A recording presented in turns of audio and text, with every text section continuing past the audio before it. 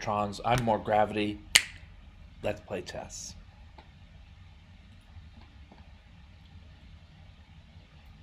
Okay, this is a game I won about 2 or 3 minutes ago. I had the black pieces, and things came to a crash quickly, as early as 9 moves. So what I'm going to do is take you through those 9 moves and then play against the computer. If I, once I get there, if I have enough lead to absorb the fact that I'm playing against the computer on maximum, I'll give it a go. I'll have a go at it, as the British would say. So, yeah, here we are. D4, D5. And this move introduces, I think this is already the London system. This is Queen's Pawn Shigurun variation. And now we're out of book. I like capturing on D4 here, even given knight to C5. Especially given knight to C5. So I picked up a piece, most of a piece early here of the knight, and when things settle on the D file, I'm still ahead by a full piece. Grab a pawn, sew up the D file. Black cannot let white penetrate on the D file. He has enough pieces to make a real ruckus out of things, and so I chose what I thought was the most solid way of closing down the D file, and for quite a while with pawn to E6 rather, but pawn to E6. Other ways are good too. Just to note that knight F6, I'm pretty sure is gonna. Yep. So Torch has this as the best move. Knight F6 is good. Torch has knight C6 is good. I don't like this. It's too dangerous. Ice. Queen. She is, though. Rolex is referred to in rap as ice because it's a type of jewelry. So this is a Rolex and a queen and an ice queen. And knight C6, I don't like it. Queen takes D5, and maybe there's some saving grace thereafter, like queen takes C3 check, but do I really want to have the D file open while white has a battery all the way along its length? No. So I played pawn to E6, and it's just a simple move, a little bit passive, a little bit slow. It cuts out all of white's, most of white's most aggressive options. There are aggressive options like A4, Queen A4 check. My opponent could try capturing on B8. I'm giving away my best stuff here, guys. Why would you want to capture B8? To set the rook on B8, and then black is off step.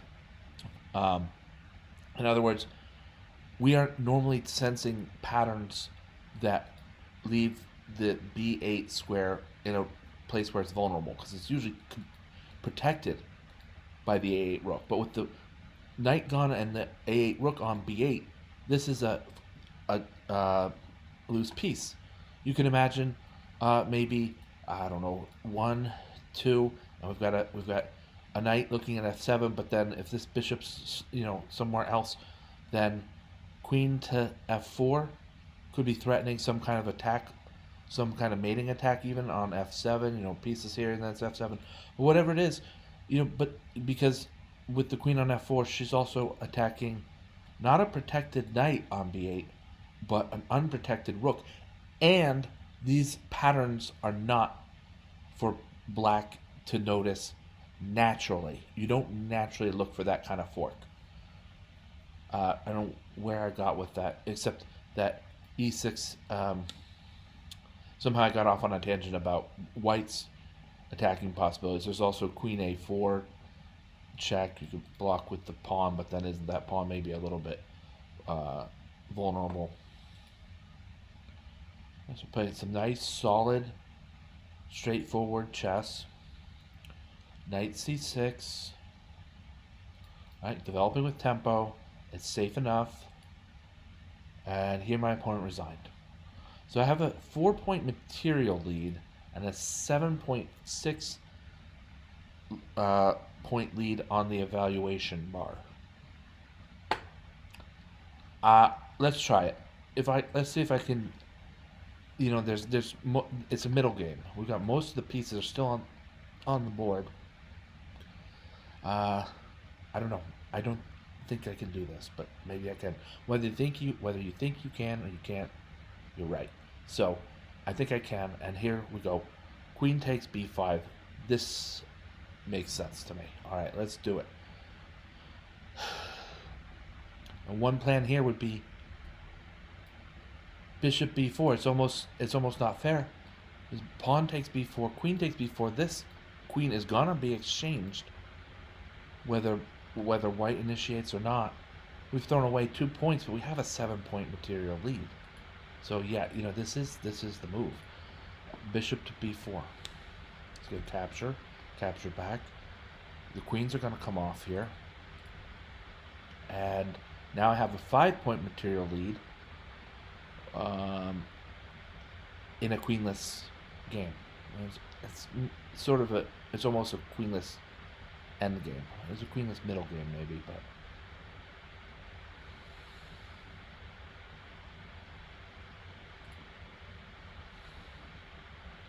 we'll force white's king to move and then just go back. If white wants to save this pawn, I think he will. No, okay. I'll grab that pawn then. Some sort of inaccuracy. And before things get too crazy, we're going to bring this knight back. This is not the maximum I'm used to playing. It hasn't really shown his teeth yet, so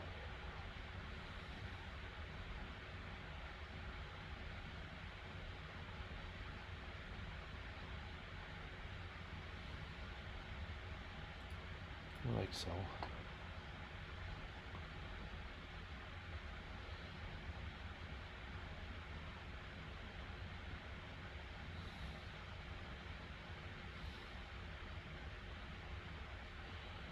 Still not all that worried about this.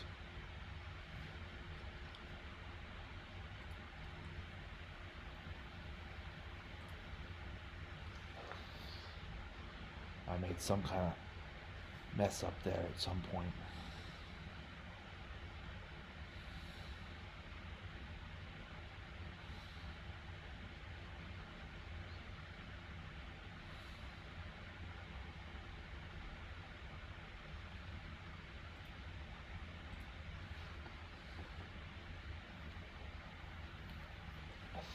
I moved my rook to e8.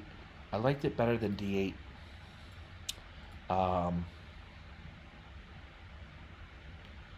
Mostly because d8's a better square for some reasons, but I liked it better than d8 because of the dark square color of my opponent's bishop. They're both good moves, I think, but I just felt a little bit safer with my rook on a light colored square. On a light square.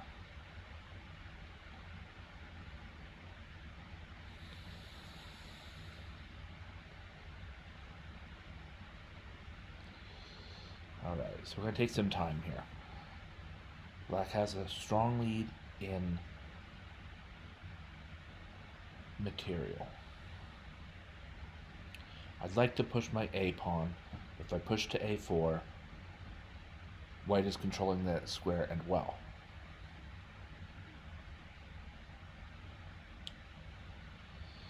So one path would be to try to add an attacker in a position so as to help control A4. I think bishop D7 is a fine move here. So now we're worried about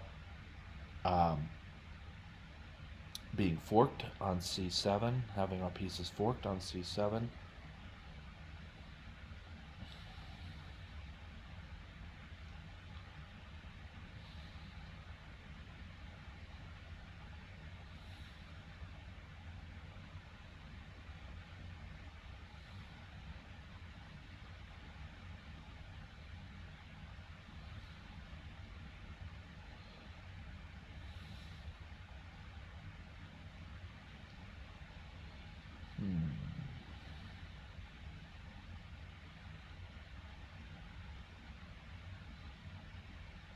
Try rook c8.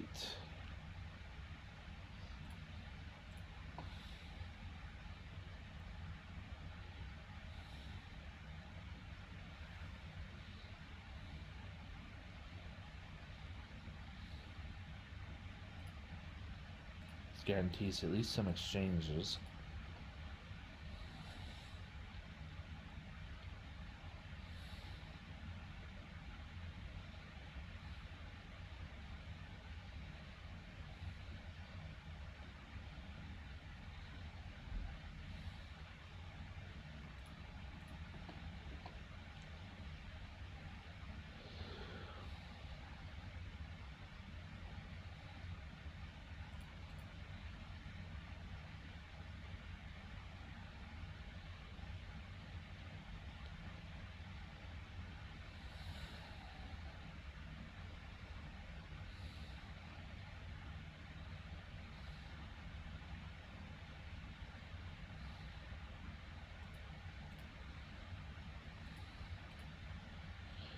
You might wonder why I traded a pawn and a bishop for a bishop there.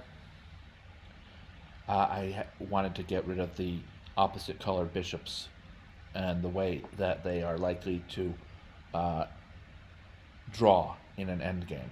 So I'd rather be up 4 points with the only minor piece as my knight than whatever the other combination would have been, up probably 5 points with opposite colored bishops.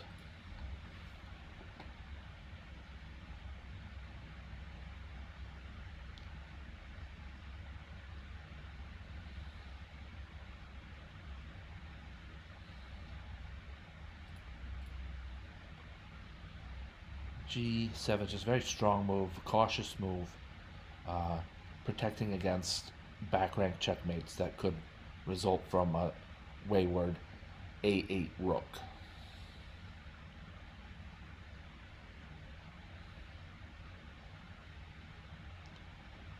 So let's put this rook in a more aggressive place on A7, or from A8 to A2, sorry.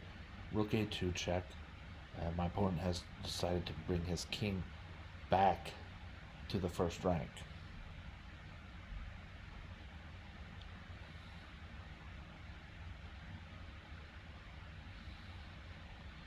All right, there's some dynamic possibilities after knight c2. I was worried after I made the move, but before my opponent moved, worried of rook to d2 there. But we see that the knight could travel immediately back to b4 and still be covering the rook at a2. So it's almost like a pin, but it doesn't actually. It's a pin that doesn't work, as black can simply protect the valued piece with the pinned piece.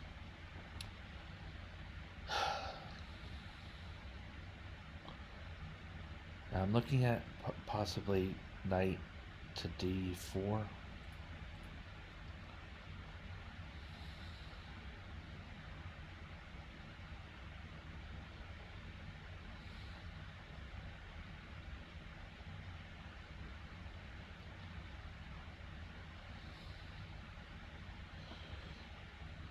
Simplifying exchanges are enticing here, but we're going to move to b3.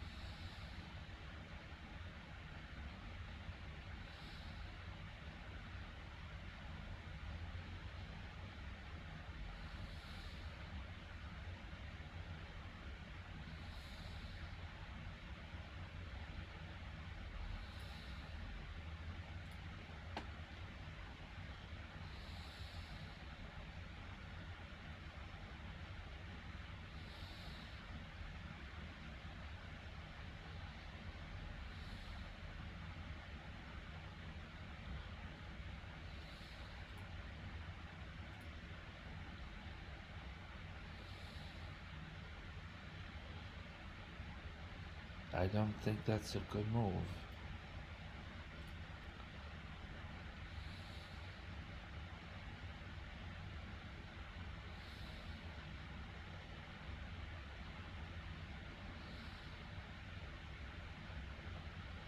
Hmm.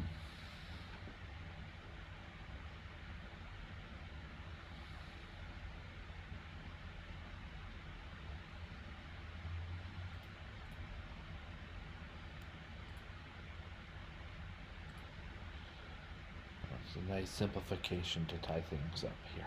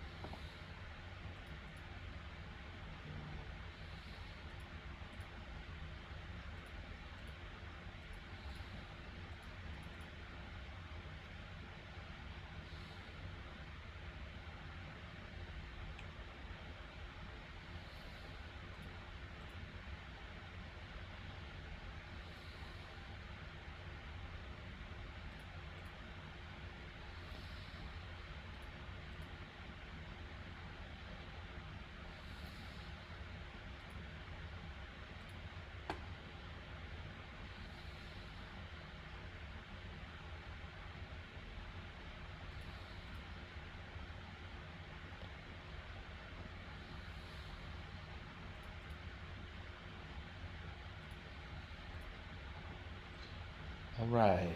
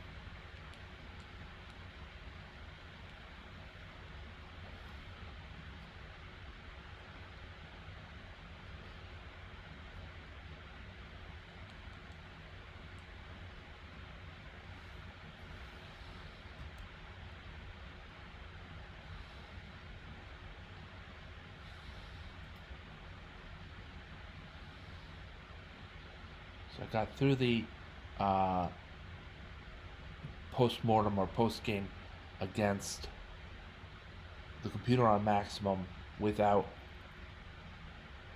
a hint or taking back a move.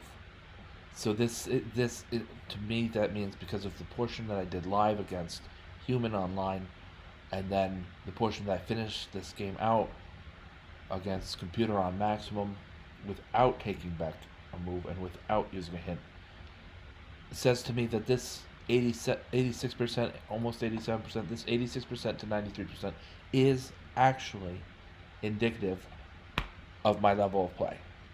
I like that. 93.5, that sounds good to me. 86.8 that I defeated that sounds great to me. So I'm really thankful that my game is progressing. We saw a lot of that as I reviewed it, and then I gave some commentary into the post game, into the game against the computer on maximum. You know, it was an early piece drop, and like with many things against the computer on its highest level, it was difficult to sew things nicely up. One good move I made was to sacrifice a bishop and a queen for my opponent's queen and pawn. That queen on the board, if that queen's on the board with the other material there's a lot, both rooks and minor pieces, pawns bouncing off the ground and everything. With that queen on the board, I would not be able to beat the computer, not on its maximum level.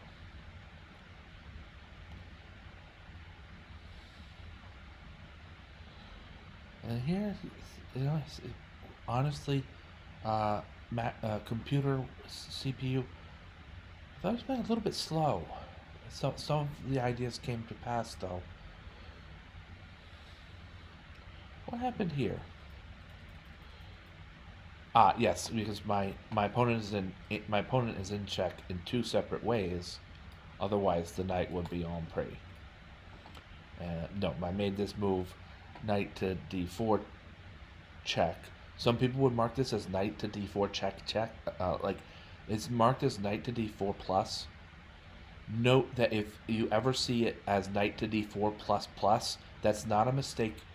That's the I think it's the older way of doing algebraic notation. It just means that your opponent's king, or well, in this case, I don't know about opponents, but that white's king in this case is in check twice. It's a double check. So that's here. I see it says knight d4 check, and I'm trusting that that's the new way of doing that.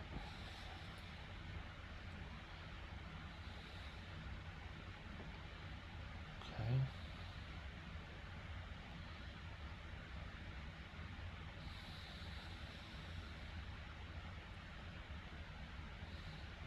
And forcing the trade of rooks, the endgame becomes very straightforward. So I'd hold on to my knight. I just want to say I decided to hold on to my knight here, but if you're in time pressure here to play and you're playing as black, this isn't the greatest chess advice, but in terms of practicality and at a lot of blitz games are played online, the people like to play blitz to a great extent online. Say you're in time pressure as black here, capture the pawn. Some people will just resign at that point. I don't know, maybe not in super fast games, but typically white would capture on e5, and then if I play king to h5, we can pre-move a lot of this, including getting our pawns ready. We don't even worry too much about the e file. This f pawn is so far ahead. There's one queen. Almost all of this can be pre-moved, and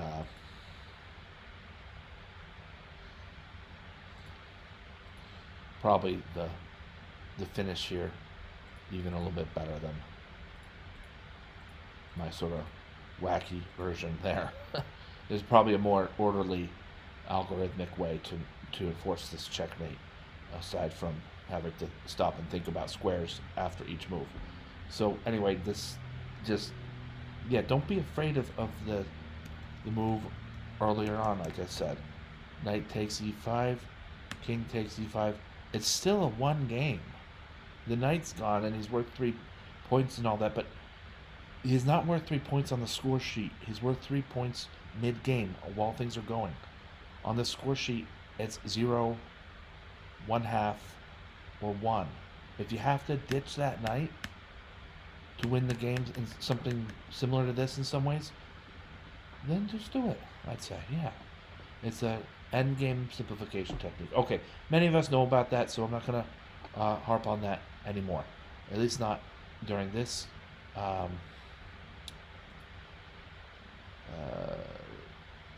broadcast.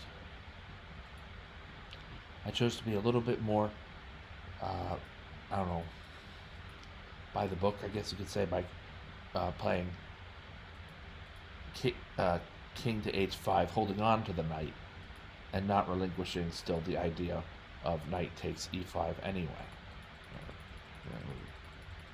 Which is definitely going to queen, and checkmate on b4. All right.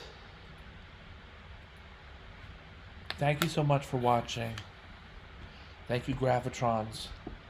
I'm More Gravity. Have a great night.